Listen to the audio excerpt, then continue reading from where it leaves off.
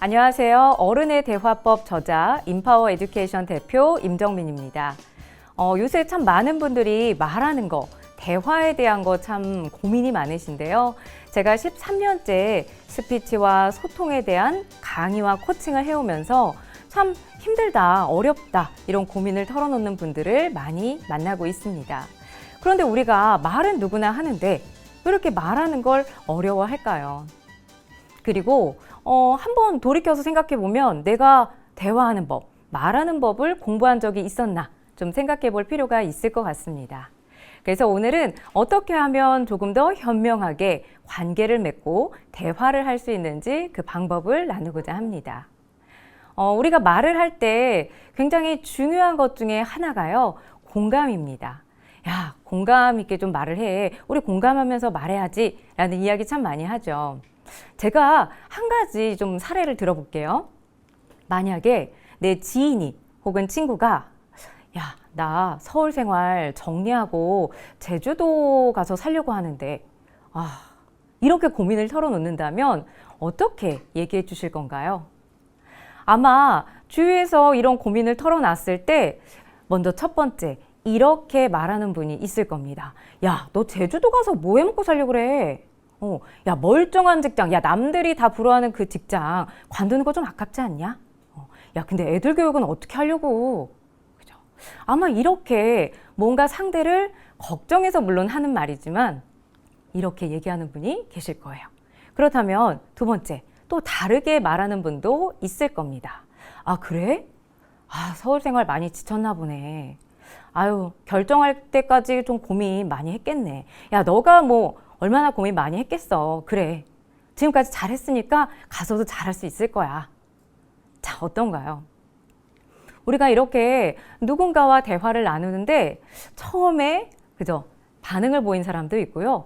두 번째로 대답을 하는 사람도 있습니다. 자, 그럼 어떤 사람이 더 공감을 잘한 것 같나요? 자, 우리가요. 말이라는 거는 쉽게 말 잘하는 사람도 있고요. 대화를 잘하는 사람도 있습니다. 근데 우리가 이거를 그냥 말 잘한다, 말 잘한다 이렇게 좀 혼용해서 이야기를 하는 경우가 있는데 사실은 처음에 제주도에 내려가서 산다고 고민한 그 친구에게, 지인에게 첫 번째로 대답했던 그분의 말은 사실 그냥 자신의 의견, 일방적인 어떤 본인의 생각을 펼친 거다라고 볼 수가 있습니다. 두 번째는요, 친구의 그 지인의 고민이라든지 아니면 생각, 감정 이런 것들을 내가 좀 듣고 느끼고 그거에 맞춰서 내가 좀 반응을 보인 말이라고 볼 수가 있습니다. 그래서 말하고요, 대화를 좀 구분을 해보려고 하는데요. 말 잘하는 사람은 스피치를 잘한다라고 볼 수가 있습니다. 스피치는요, 나의 생각이나 느낌 그리고 어떤 의견을 표현하고 전달을 하는 행위예요. 그러니까 내 어떤 주장이나 의견이 있을 때 그걸 펼치는 거죠. 앞에 사람에게, 앞에 있는 사람에게. 그런데 반면에 대화는요, 일방적으로 내 의견만 펼치는 것이 아니라 여기 사람이 있고요, 상대가 있습니다. 그럼 서로 마주해서 이야기를 주고받는 행위를 말합니다. 그러니까 여기에서 중요한 건요, 주고받는다는 거예요. 그냥 스피치는 일방적으로 펼치는 거고 대화는 서로 주고받는다 이렇게 생각하시면 됩니다. 일방적으로 내가 그동안 내 의견을, 내 생각을, 내 주장을 펼치면서 그리고 그게 대화라고 착각하지는 않았는지 그렇게 생각하지는 않으셨는지 좀 우리가 생각해 볼 필요가 있습니다. 주고받음이 없다면 대화가 아니다. 좀 그런 생각을 하실 필요가 있습니다.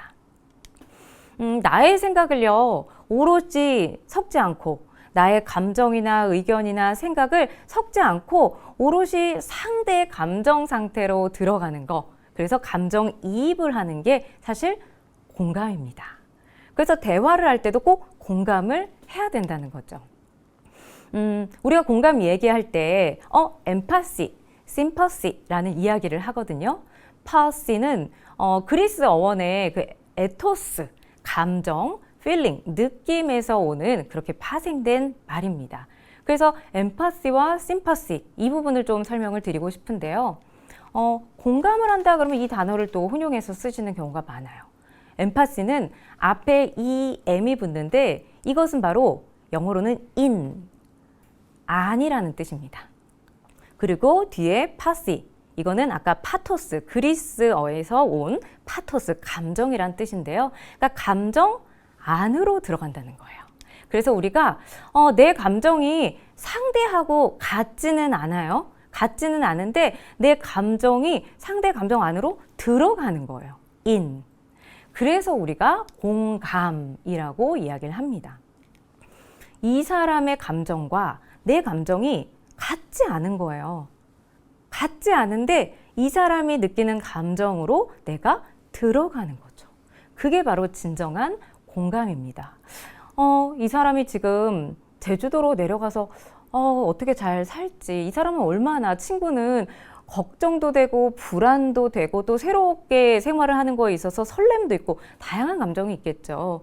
근데 내가 그 감정 안으로 들어가지 않고 그냥 내 감정, 한심하다든지 그게 뭐 하는 짓이라든지 내 감정대로만 일방적으로, 그죠? 그 감정을 표현해 버리면 진정한 공감이 아니라는 겁니다. 그래서 공감을 잘 하려면요, 상대의 감정이 어떤지를 살피시고 내가 그 감정으로 들어가는 게 중요하다는 거예요. 그런데 심퍼시가 또 있습니다. 심퍼시, 앞에 SYM, 심은요 같다라는 뜻이에요. 같다. 그럼 뒤에 파시는 감정. 그러면 상대의 감정과 나의 감정이 같다라는 뜻이에요. 이거는요, 상대가 슬픈 감정이에요. 근데 나도 감정이 슬퍼. 감정이 똑같은 거예요. 그러니까 감정이 들어갈 필요가 없는 거예요. 상대 안으로. 이미 둘이 감정이 똑같은 거예요. 상대가 기뻐? 나도 근데 감정이 지금 기쁜 상태예요? 그럼 그냥 일치하는 거예요. 같다라는 거죠. 그래서 이거는 애초에 상대와 나의 감정이 같은 걸 말합니다. 자, 좀 헷갈리는데? 이렇게 생각하실 수도 있는데, 제가 한 가지 상황을 좀 드릴게요. 우리 한 아이가, 자녀가요, 학교에서 시험을 봤는데 성적이 안 나온 거예요. 본인은 나름 열심히 노력했다고 했는데 생각한 것보다 성적이 안 나온 거예요. 그랬을 때 우리 부모님들이 그걸 위로해 줍니다. 아유, 괜찮아. 열심히 했어. 이렇게 위로를 해주죠. 공감을 뭔가 해주려고 노력을 하죠. 이거는 과연 엠파시일까요? 아니면 심퍼시일까요? 자, 제가 오랫동안 정말 수천 명의 많은 분들을 만나고 코칭을 하면요, 이런 분이 계시더라고요. 부모님이 너무 직업이 대단하신 거예요. 그리고 굉장히 학교 다닐 때도 우수 학생으로 좋은 학교를 나오고 항상 칭찬만 받은 거예요. 지금도 굉장히 좋은 직업을 갖고 있고, 그러다 보니까 내가 항상 공부한 만큼 실력이 점수가 나왔고 칭찬을 받았기 때문에 그러한 감정은 없었던 거죠. 그러다 보니까 이런 부모는요, 아이한테 야, 너가 더 노력을 해야지. 뭔가 좀 부족하게 했네. 야, 내가 그때 보니까 너 잠깐 놀고 막 만화책 보고 이러던데. 그래 갖고서 너 그 성적 나오겠어? 이런 식으로요.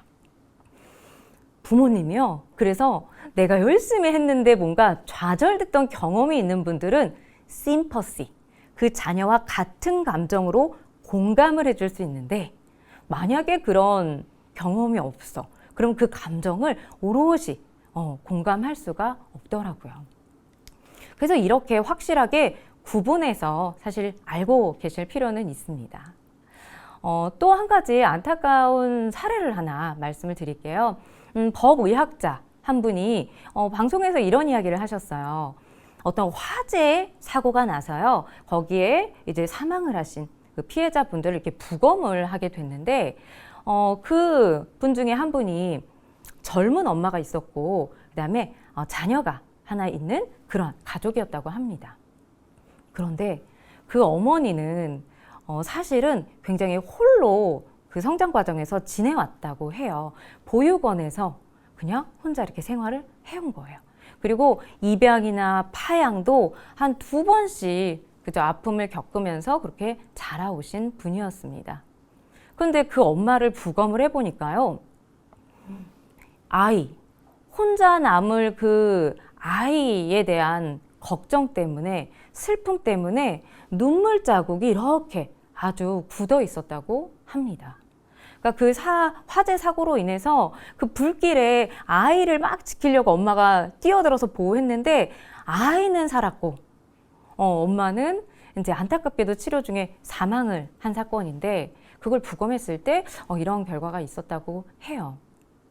그래서 그걸 부검을 했던 법의학자분이 그걸 보고 본인도 홀로 자라서 얼마나 혼자 될 그 아이를 생각하면 안타까운지 슬픈지 그랬을 것 같다라는 생각이 들었다고 합니다.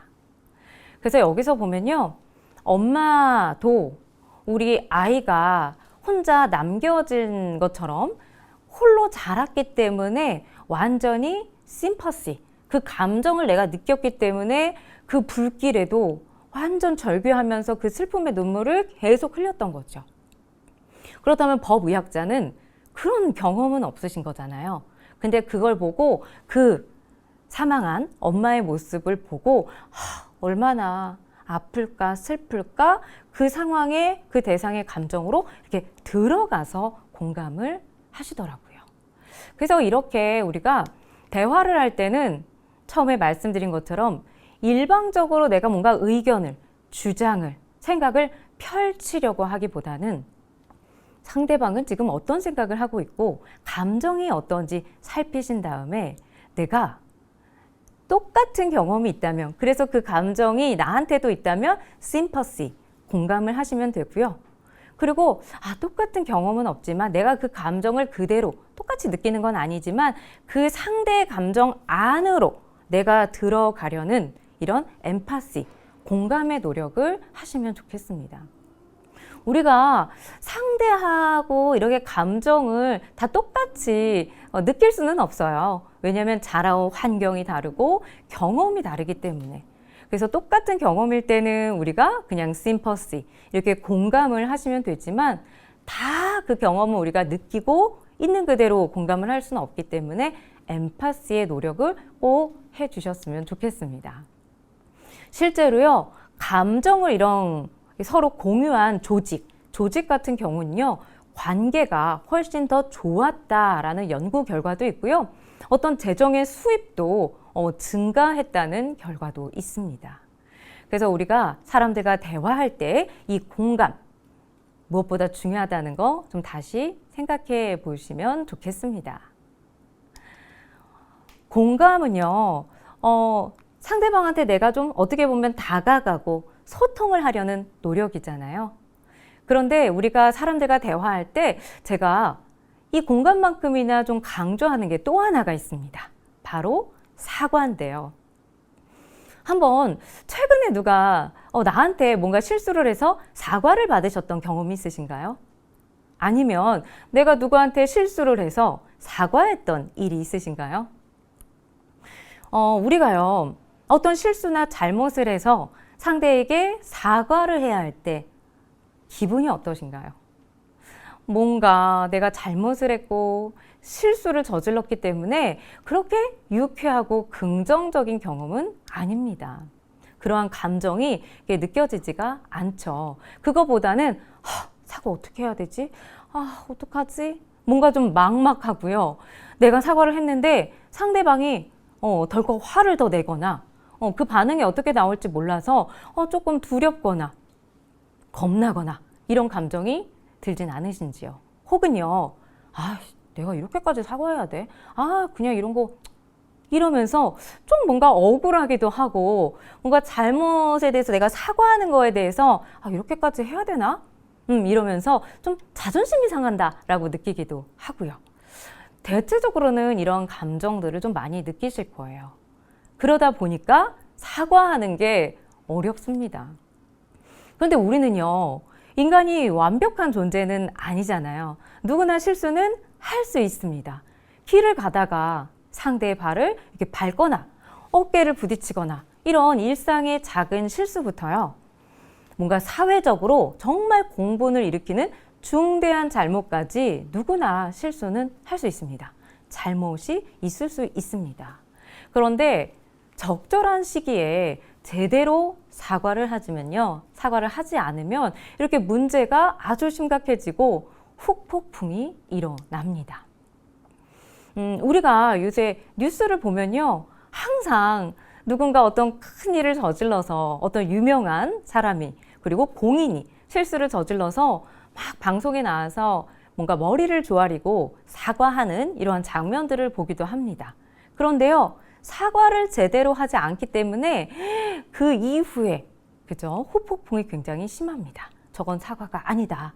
그냥 면피를 피하는 것뿐이다. 이런 것들의 이야기들이 많이 나옵니다. 그래서 사과를 제대로 하는 거 어떻게 하면 좋을지 좀 말씀을 드릴게요. 하버드 대학의 정신의학과 아론 교수에 따르면 그분은 사과하는 과정을 4단계로 제시를 합니다. 첫 번째는요, 인정의 단계입니다. 그러니까 내가 잘못을 했다는 거, 실수한 거에 대해서 제가 정말 이건 제 불찰입니다. 제 실수입니다. 라고 인정을 해야 된다는 거죠.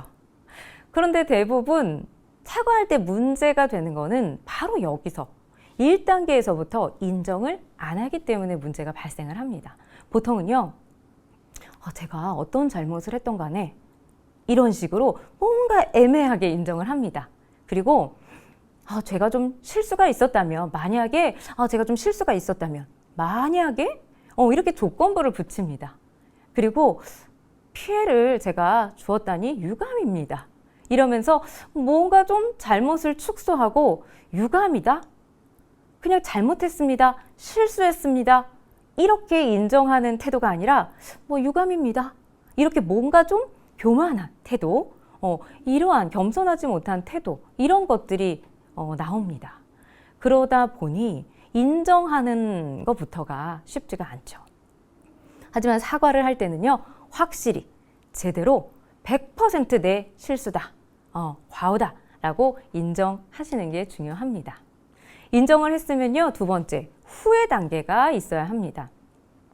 제가 이래서 너무 왜 이렇게 실수를 했는지, 잘못을 했는지 지금 생각해도 너무 후회가 됩니다. 제 스스로 너무 부끄럽습니다.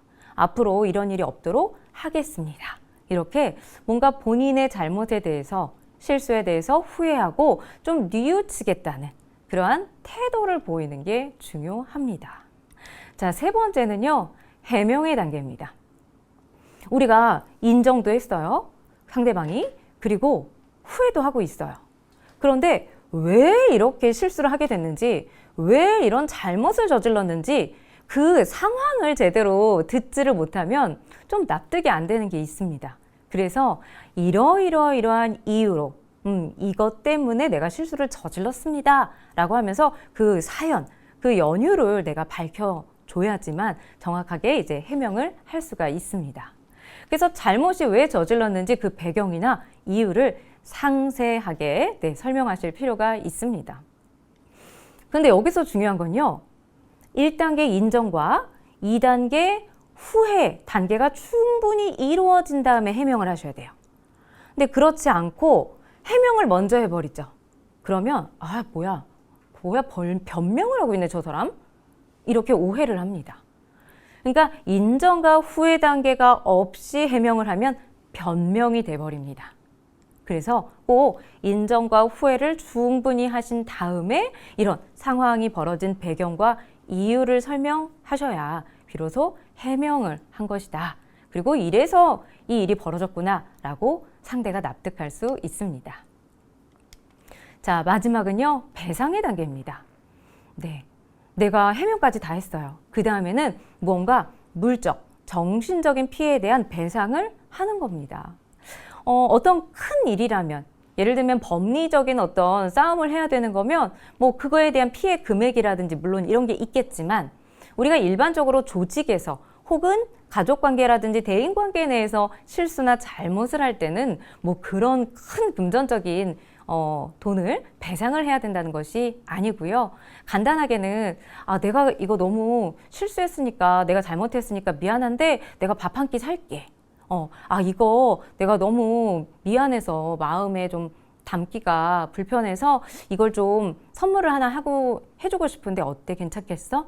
이러면서 간단한 선물이나 혹은 밥 한 끼 사는 이런 걸로라도 배상을 좀 하시면 좋겠습니다.